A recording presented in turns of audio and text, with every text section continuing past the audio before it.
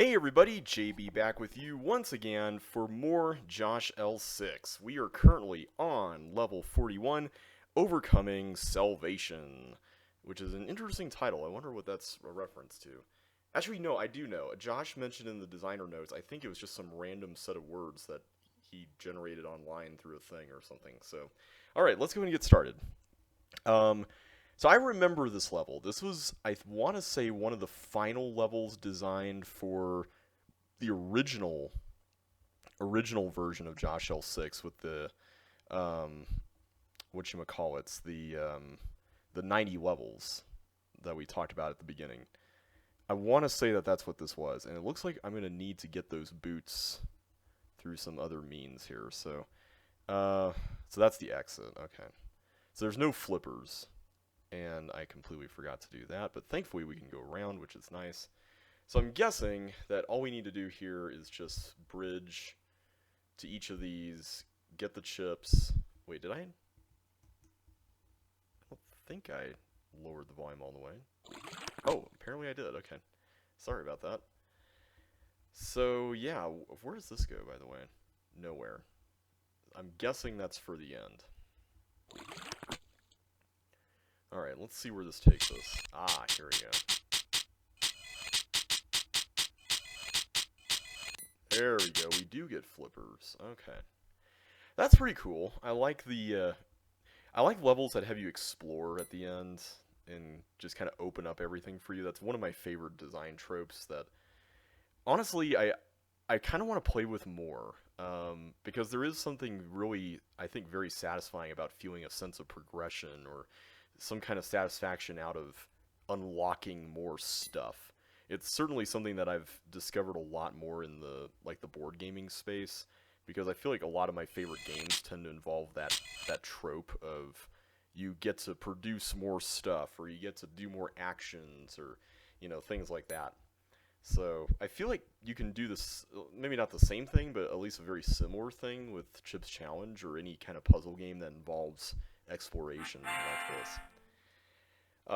Speaking of which, that's one of those things that we didn't talk about with Escape when I was discussing that. And that is that one of the things that it doesn't really have that Chip's Challenge has is exploration, because you can see basically the entire level whenever you're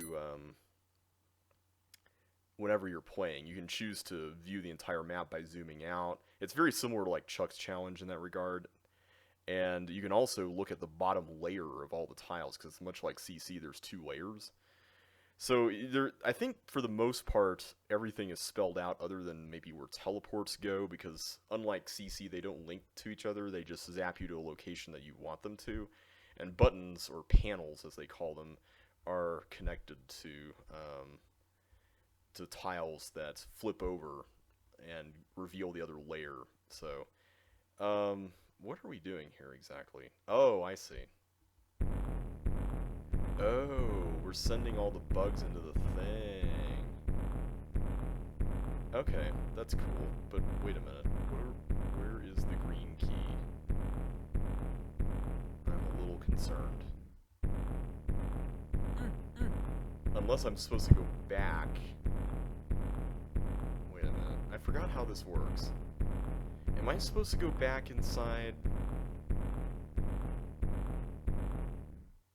Where is this going? Let's find out. Oh wait, I bet I get the green key out here, and then I go back in. Is that how it works?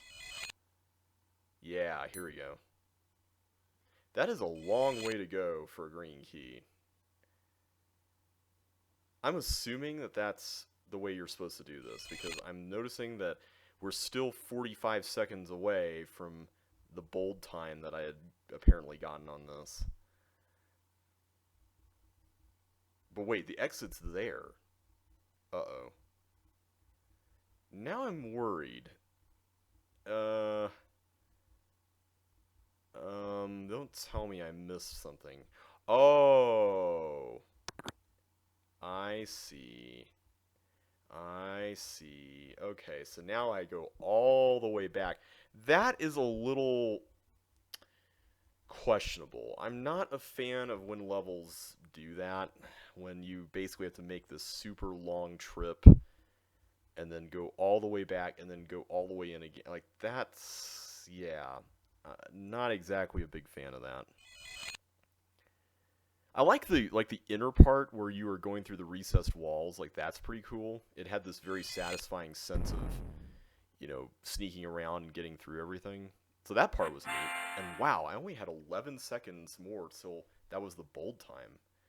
I guess because there's that great equalizer at the beginning. So, all right, onward to Block Block. Interestingly enough, in the slot of Lock Block from the original game, which I'm assuming is intentional, knowing Josh. This is the only block in the level. Use it to get through obstacles to collect everything, then use it to exit. Okay, so I need to be very mindful of how I use this. So obviously I need to use it to block those up to get through that. I'm assuming we go ahead and get it now with this red key, right? Let's give it a shot. Yeah, I can go through here. So eventually, I'm assuming I'll need to come back through here, right? That would make the most sense. Oh, it was on the button. Oh, I did not realize. Okay, well, I can't do anything with that anyway.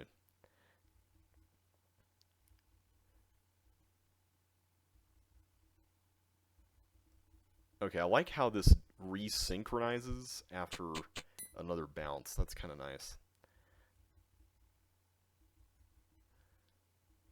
Okay, that was neat. Let's move on to the next area. So what are we doing here? We're just trying to cause some chaos, apparently.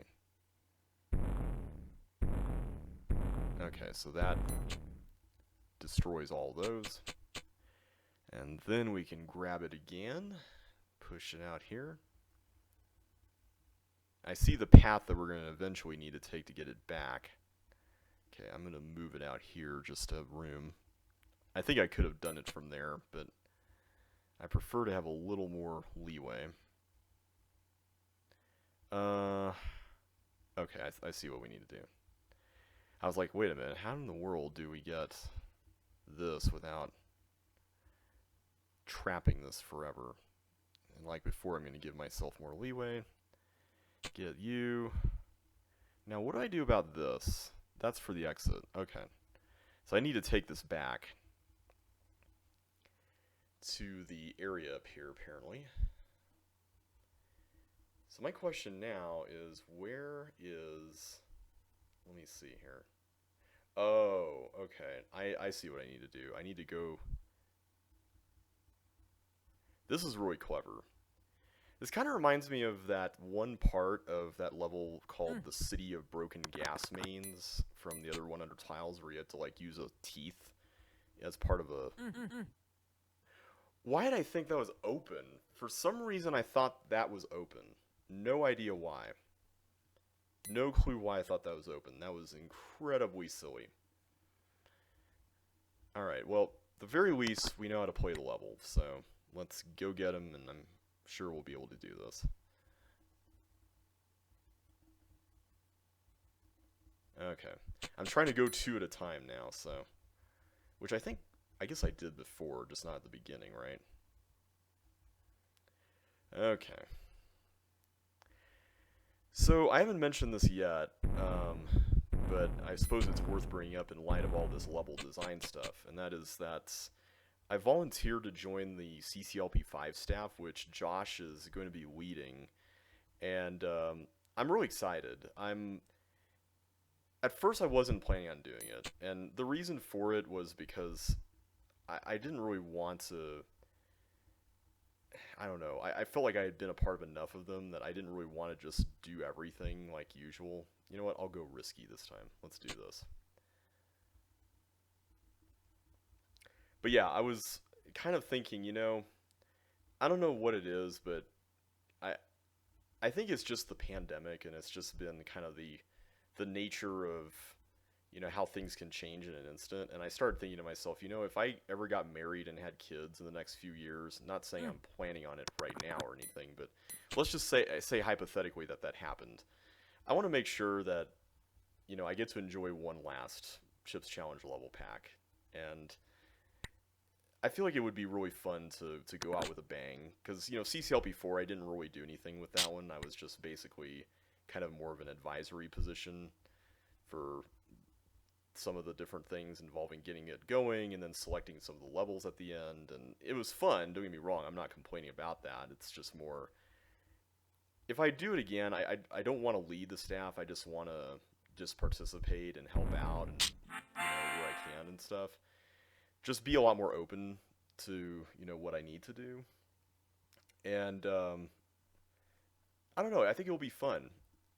But of course, with that comes a lot of. By the way, that level was a lot of fun. I really enjoyed it. With that comes a lot of questions about what exactly is going to be the nature of this set, and how exactly are we going to be handling things like the number of levels in voting and all that. Honestly, and I know there's a lot of different opinions on this. Some people think we should restrict the number of levels if certain designers submit. Some people think that, the staff should call the levels. I personally tend to side with the designers should call the levels themselves. I feel like this worked fairly well for CC2 LP1, because the staff, I don't think, did anything for that one. They were just, okay, I forgot how to solve this. They basically facilitated the voting and stuff, but I don't believe, if I'm not mistaken, I don't think they actually did anything as far as the levels or the contents of voting other than randomizing it. And, to be fair, that's an entire undertaking in and of itself, so I'm not trying to say that that's nothing or anything like that. But I do think that there's some merit in just letting the designers work all that out themselves to a certain degree. I do understand where the whole, desire to have only a certain number of levels in voting comes from, though. That's totally understandable. Oh, and I could have gotten it. Ooh, I could have gotten it from there. Okay, I don't think any of these teleports leads to death. I could be wrong, but... Oh, there we go. I want to get back to that bottom area. Here we go. There we go. Okay, that's what I wanted. By the way, this uses the walls of switch hits, which I used for a JBLP2 level called Chilled to the Bone, which has a kind of a similar maze thing going on, but with blocks and ice and water and gravel and just kind of opening up new paths. Kind of that opening up thing we were talking about just a minute ago, actually. And there we go, a full 110 seconds behind the previous record, which is not great, but probably a little bit more reasonable for casual play, right? Alright, Burial Realm. This is another level where we have these monsters creating a bunch of different barriers around where they're sitting, which is interesting. So I'm not going to go up because I can see that there's nails around here. So what I'm going to do first is just try to look at all these paths that we can go on first. I'm going to assume that anything we can pack down is fine. I might be wrong, but hopefully not. Okay, I'm going to do this. This seems reasonable. And so let's do that to create the path. Okay, that... Oh, I can't even get in there. Okay. Let me just make sure there's nothing else to do here, because I'm seeing things, and I'm wondering if... Okay, so I can go in there. I'm just wondering what this block is all about. I'm not seeing the correlation between this block and the bomb beneath it. I don't think there's any reason for that to even be there. We have this one over here, but that's also kind of... Like, why is that there? Because, I mean, you can just go right through that. I'm assuming it's just something you need to clear up before going inside that, right? That makes sense. Let's just try this out. See, this also uses the walls of facades, by the way, from CCLP1.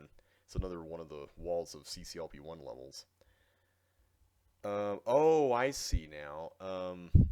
I can't actually go back unless I do this. Okay. Okay, that makes things a little more interesting.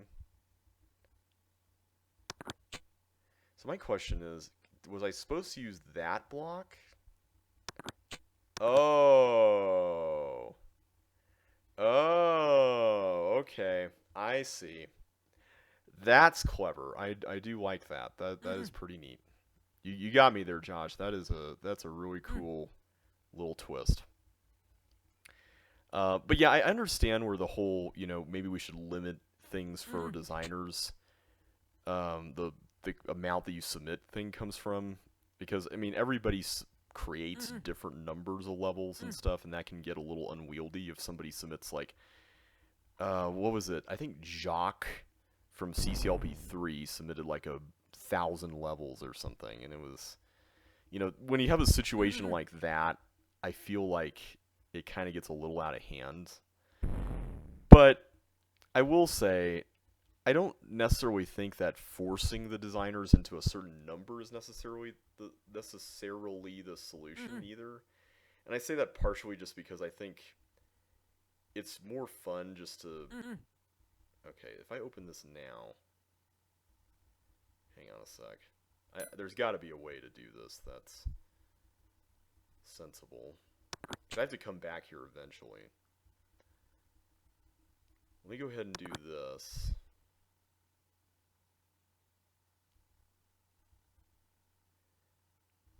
I'm just hoping that I'm not missing something really obvious here. Oh, I see. I can go through there and then create the path through... Oh. Oh. Also, I completely forgot. You know what I can do? I can boost off of this. Ha! Okay, that was funny, but now I have an issue. But you know what we can do? I got an idea here. This is gonna be amazing.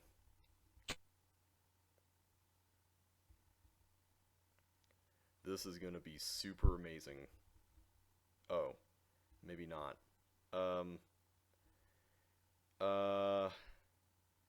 Yeah, this was not exactly what I thought was gonna happen, guys. But, you know what? It's fine. At the end of the day, we can go in here. We can recover it. It's all good in the hood. Let's go over there. There we go. Wow. I feel really proud of this solution. Oh man. That was cool. I like that that's possible. Alright, Burial Realm is done. I would highly recommend Josh submitting that. I'm not sure what rating I would give it in voting, but that is a cool level. I do like it a lot. I went a completely different direction with that in Walls of CCLB 1, by the way, where I had the original level and then I built stuff outside it called Beyond the Facades. But I like that one a lot. So yeah, the reason why I'm not a fan of, like, putting a certain number around things is that that number is going to inevitably mean something different to everybody involved. And that I find a little problematic because, if somebody has a lot of really good levels and they all have some degree of variety, I don't think it's fair to rob them of a chance to showcase those levels either, and I'm not saying that for me, I'm thinking of a lot of designers here. Because, I mean, if you put in the work as far as just building good levels and stuff, I don't think you should be punished by, forcing yourself into a number.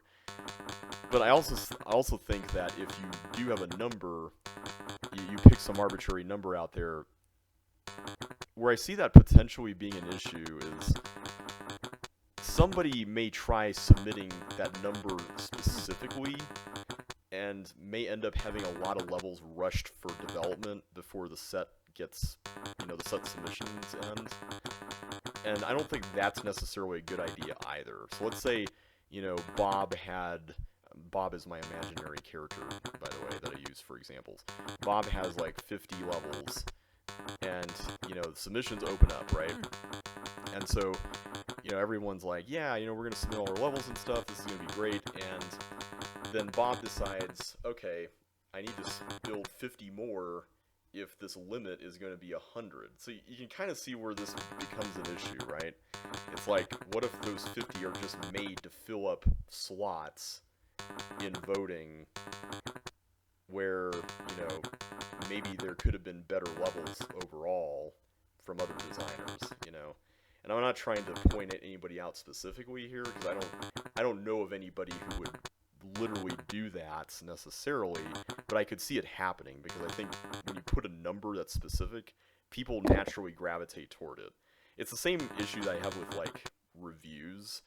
And I know this is a very different thing, but it's a similar psychological thing. Is I think where I'm going with this, where in reviews, if you have like a number that you're assigning to grade it, then people attach all kinds of meaning to that number. So if I say that I think a 7 out of 10 means that something is good, and an 8 or 9 out of 10 means that it's excellent, and now I just realized I just completely screwed myself here because... Oh wait, no I didn't. No I didn't. I can just do that. So yeah, if I say that a 7 is good and 8 or 9 is excellent, and basically I give something a 7, there's going to be a whole litany of stands for whatever this thing is saying that, oh, you must hate this thing because you gave it a 7 and not a higher rating and stuff. And it's like, but I still liked it. It's not necessarily that that thing is bad or anything. It's just that I didn't like it as much as those other things. But, everyone has a different way of contextualizing that number. So that was the first time I beat that level. Your coffin needs organizing. Interestingly, that was placed right after Burial Realm. I liked it. I can see why I was kind of scared to optimize that one. But it was cool. I don't know if I would say that I would vote for that in a CCLP. I think Carbon Footprint, if you're talking about a level with Thebes where you're kind of having to be careful with them, or even airport security from UC4 with a similar concept, I think those are potentially better choices. But I did like that one. That was cool. All right, Creepy Steeple. So yeah, this is why I am not a fan of assigning numbers like that. And before you're asking, no, I don't believe this about voting because that's more of a private thing. Wait a minute. What am I supposed to do about that? And then those private things are aggregated and whatnot. So I think that's a very different situation.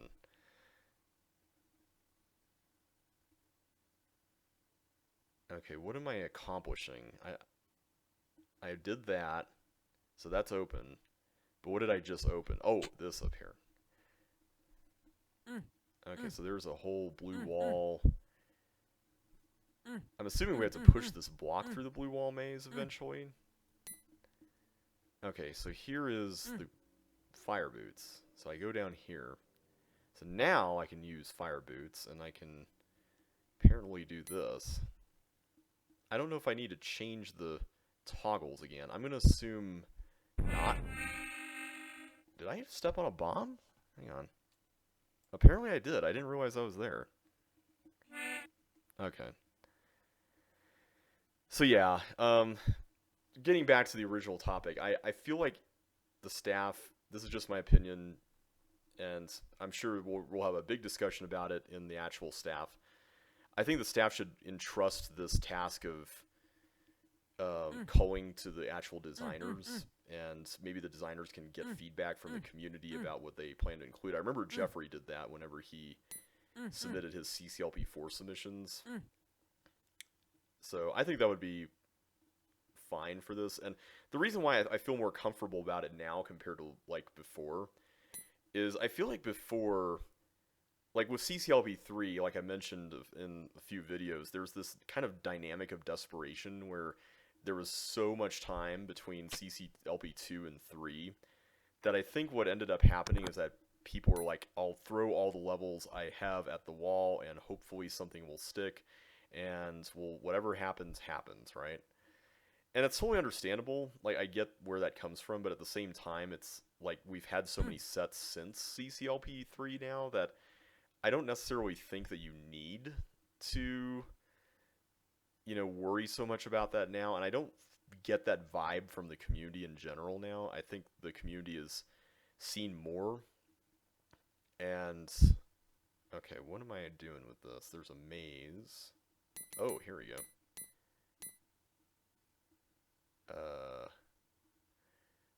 They've seen more, and I think there's been more of like a kind of a feel for like what constitutes quality in an official set now. So I'm not as worried. Okay, and I see now I have to come back with the green key. Okay, totally understandable. So I go over here, just make the round trip. And we'll head inside right here. This would be an interesting one to do a walls of level from. I might actually want to consider trying that. Man, I can't actually go against the flow. I mean, I can go through the bug area, I guess. Problem is that there's this big wall of bombs there, so that kind of defeats the point. Oh, here you guys are. I was like, where did you all go?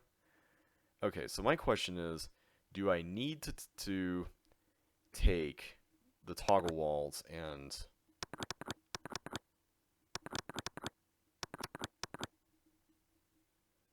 open them up? Something tells me yes, but maybe not. Oh, I was supposed to blow one of those. Oh, that sucks. That's a bummer. Man, we were so close. We were so close, and I ruined it. I keep missing little details like that. So yeah, I'm excited for CCLP5. I think it could be one of the most interesting sets in the sense that we've had an easy set to get people into the game. We've had kind of an evolution of that. Now I feel like we can let loose. We can really do something crazy and cool and wild, and it's going to be fun. I think it's going to be a good set overall. I mean, I say wild, but at the same time, it's like, you know, obviously we have design tropes and standards and things that's, you know, we all cling to some degree, so feel free to... Wait, where did I get the flippers? Oh, right here. Derp. Okay. So now we do this.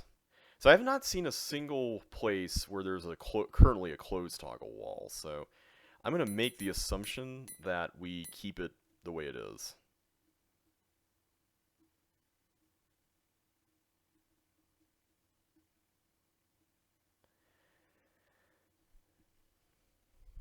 I'm also kind of debating internally. I'm like, do I want, and this is one of the reasons why I've been kind of putting a lot of pressure on myself when it comes to like what I want JBLP2 to be, is I don't really know if I want to make another CC1 set after it.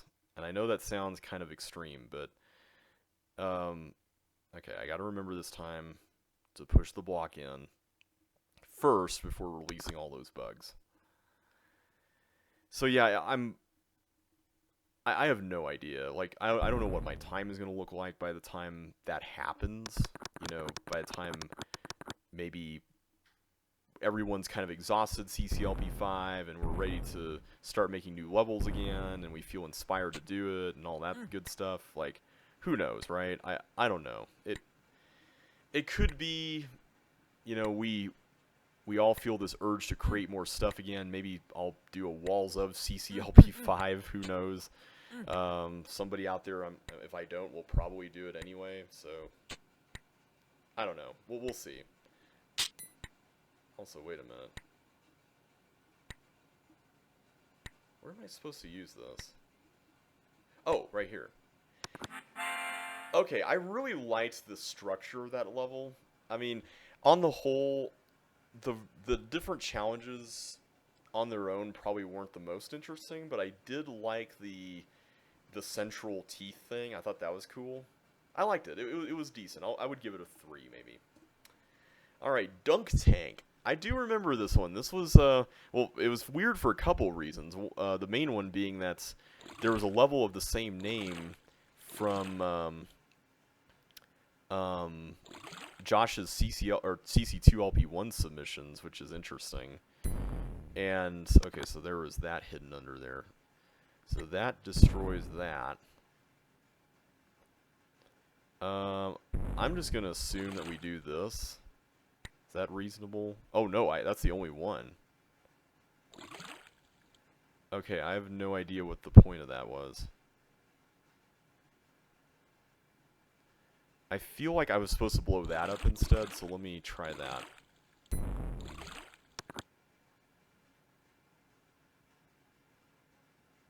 I'm not gonna lie, I'm a little nervous here. Oh, I see. You do that. Okay. Clever. I like these levels where you're forced to use blocks in a certain way, but it all kind of comes together. I recently made, so in the last, was it the last video I think it was? I mentioned that I might be inspired by fragments of a lost bomb to make a level with bombs in it, and I did that actually. I made something, and I'm not sure what to think of this. It's a level called Bombs for Throwing at You, which is a reference to Portal 2. And yeah, this level is a thing. I like it, but I feel like it might need some work. It's kind of a maze, but it's a bit of a mess, and I guess you can't really avoid that, so maybe I'm just thinking too hard about it as usual. How do I get over there? Did I accidentally, like, blow something up that I wasn't supposed to? Is that what happened here? Because I'm not seeing where else to go at this point. Unless I'm supposed to push this, like, down there somewhere. Oh, wait a minute. What if...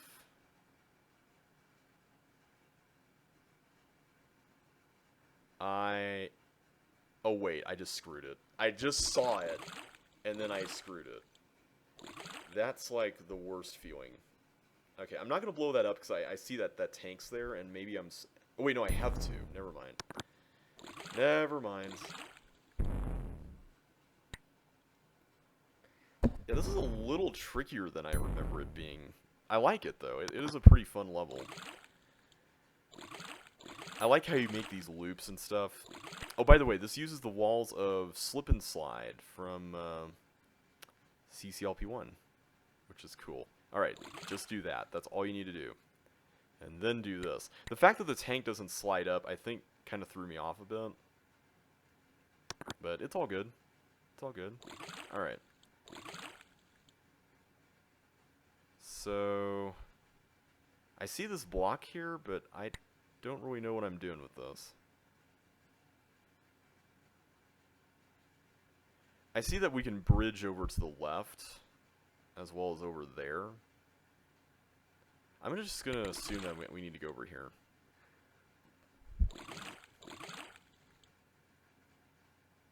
Okay, I'm not sure about what I'm seeing here. I'm just going to assume that we need to go to the left more. Oh, here we go. There is this. I don't know exactly why I'm getting this, but you know what? Let's just continue blasting over here.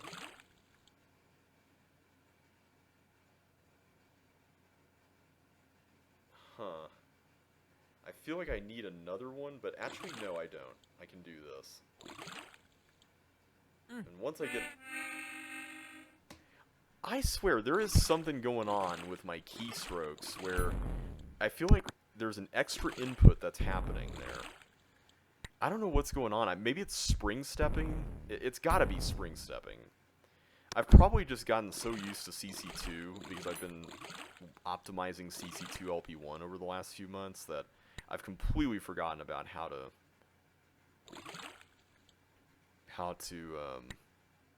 play CC1. Although it was funny, no, it was yesterday, there was a new record set on Monster Lab of all levels in Steam, which was really interesting. I spent a little while figuring it out, but it was one of those things I always wondered if it was possible, but somebody stumbled into it by accident, and Thankfully, it ended up being a happy accident, so I was really happy with that. It was, okay, so I need to go over here. I'm gonna cheat and do that. Okay, so that allows for that. So what is the point of this red key? Like, what do you do with this red key? I see that there's this outer area. I don't know if I'm supposed to use this red key out here or what. I'm just looking to see if there's an exit that I can see out here, but... Okay, there's a...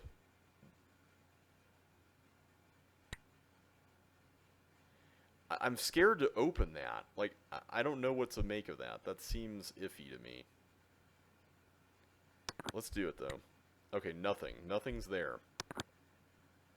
Alright, I'm afraid for whatever could be out here. I hope I didn't use up a red key and it turns out, oh, I needed a red key to exit out this way. The exit is under a block. You don't have to come across the island to know that, though. It's under a block. So I'm assuming it's under a block inside. Oh, it's probably that one. No? So I can't move those. Oh, it's that one. Okay. That was fun. I liked that. That was pretty cool. Alright, training course. So I'm noticing we have a bunch of balls and red keys in a level that's in the slot of problems, and it looks like there's a bit of a pearl diving kind of mechanism here. Okay. So I need to really race to get to the keys I can reach, which right now is there. Alright, so we'll use that as a reference point for that. Okay. I will say I'm not a big fan of like eyeballing stuff like that in order to gauge how far to go, but it's not that bad. Oh, here we go. So now I can get all that. Come back. And I take it now we have enough to do this, right? Go through... No? Really? I'm kind of surprised. Okay, there we go. So what was up with that before? Oh, it's going back. Oh, I see. That makes sense. Okay. So did I go here now? Wait, is there something else I missed? Yes, there's this. Okay. I was like, is there a paramecium that's supposed to come through here? But I think we actually have to unlock this guy.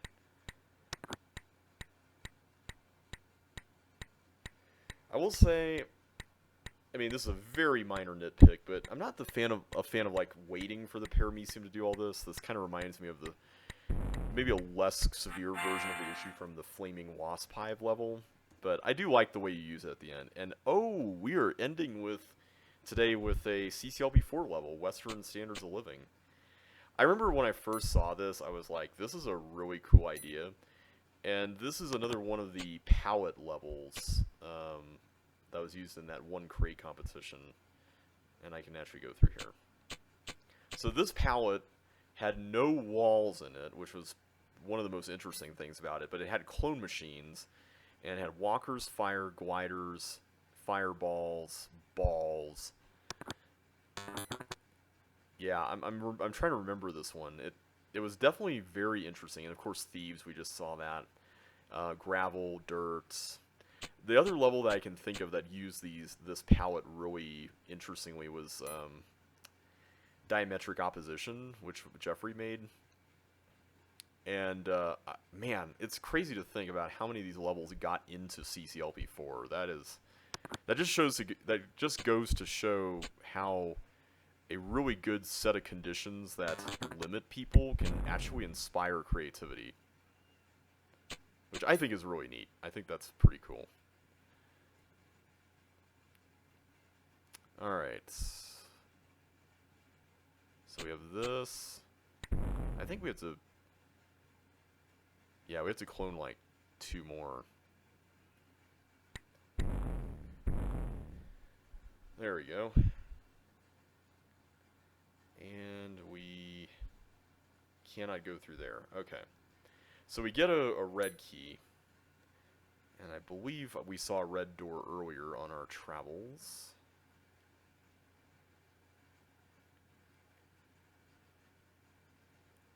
Here we go.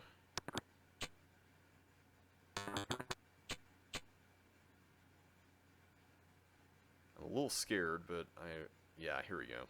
I was like, there's got to be flippers somewhere.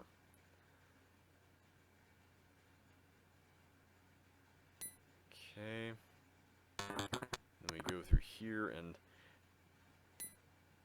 just get all these, I guess. That was... I gotta say, this level is very satisfying to play. I really like it. It's fun. It's got a really interesting use of this set of things that you need to use. The stuff in the palette. I still really like this one. Okay, next time we're going to start with You Can't Handle the Ice. But we will do that in the next video. So take care, and I will catch you next time. Thanks so much for watching, and I will see you then.